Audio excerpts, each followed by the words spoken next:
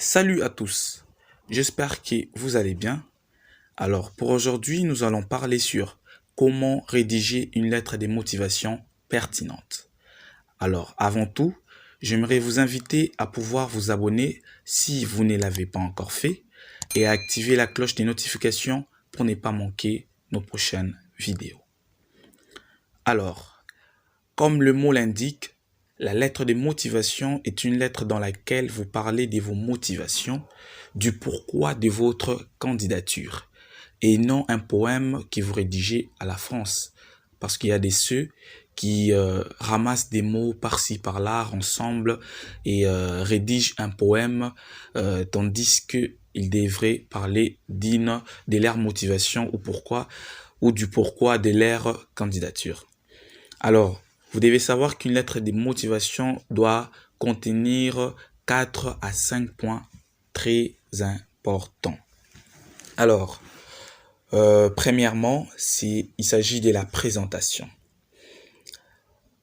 Dans ces premiers points, vous devez parler vous présenter en fait. Je pourrais donner comme exemple, vous écrivez « Je suis titulaire d'un baccalauréat obtenu avec la mention ou soit vous pouvez dire « Je suis titulaire d'un BTS obtenu avec la mention ou soit encore vous pouvez dire je suis licencié obtenu je suis titulaire, allais-je dire, d'une licence obtenue avec la mention Et par après, vous pouvez dire de ces faits, étudiant en telle année, actuellement dans mon pays, et je souhaite candidater pour.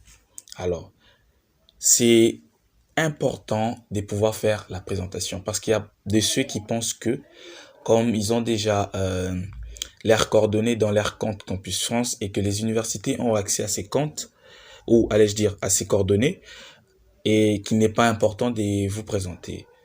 Mais sachez-le que vous devez vous présenter au préalable, parce que même à l'entretien pédagogique, lorsque vous serez face aux personnes qui vous recevront, alors ils ont toutes vos coordonnées et ils connaissent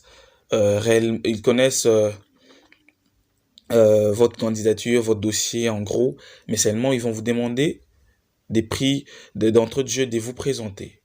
Donc, c'est important. Et le deuxième point, il s'agit du projet d'études. Alors, ici, vous dites quelle formation vous désirez faire au sein de l'université. Mais, rassurez-vous que votre parcours antérieur, votre projet d'études et votre projet professionnel soient tous cohérents. Sinon, c'est un refus assuré, je vous assure. Donc, rassurez-vous que votre parcours antérieur et votre projet d'études et même votre projet professionnel doivent être cohérents. Sinon, vous aurez des problèmes au niveau même de l'entretien et même au niveau de l'appréciation. Et le troisième point, c'est votre projet professionnel. Alors ici, vous dites quelles sont vos attentes ou vos objectifs poursuivis en vous inscrivant dans cette université.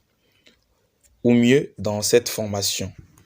Alors, donc c'est un peu ça. Et quatrièmement, c'est expliquer pourquoi j'ai choisi un niveau inférieur ou un niveau inférieur à mon niveau actuel. Ça, c'est pour des personnes qui rétrogradent des niveaux, qui postulent mais à un niveau rétrograde. C'est-à-dire, vous êtes par exemple en M1, et vous voulez reprendre en L3 en France. Alors, dans ces cas, vous devez dire pourquoi vous voulez postuler à un niveau inférieur. Je vais donner un exemple. Vous dites, je souhaite postuler en L3 parce que dans mon pays, il n'y a pas tel ou tel autre cours, formation qui n'a pas été donné. Et que vous postulez en L3 pour pouvoir acquérir ces bases afin de bien aborder votre master, vous voyez. Et là, vous expliquez en fait les pourquoi de votre candidature, mais à un niveau inférieur. Et cinquièmement, c'est la formule des politesses. Donc, par exemple, dans l'attente d'une réponse favorable, patati patata. Donc, vous pouvez formuler vous-même. Alors, lorsque vous passez votre entretien pédagogique, l'université sera basée sur l'appréciation qu'aura faite la personne chargée d'évaluer votre dossier. Mais, pour vous accorder, allais-je dire, une réponse favorable ou non, selon l'appréciation que la personne chargée de vous évaluer lors de l'entretien fera à l'université. Mais en dépit de ça, l'université, par votre lettre de motivation, peut aussi accorder une appréciation personnelle par rapport à la lettre de motivation que vous avez rédigée. D'où c'est important de rédiger une lettre de motivation vraie, cohérente.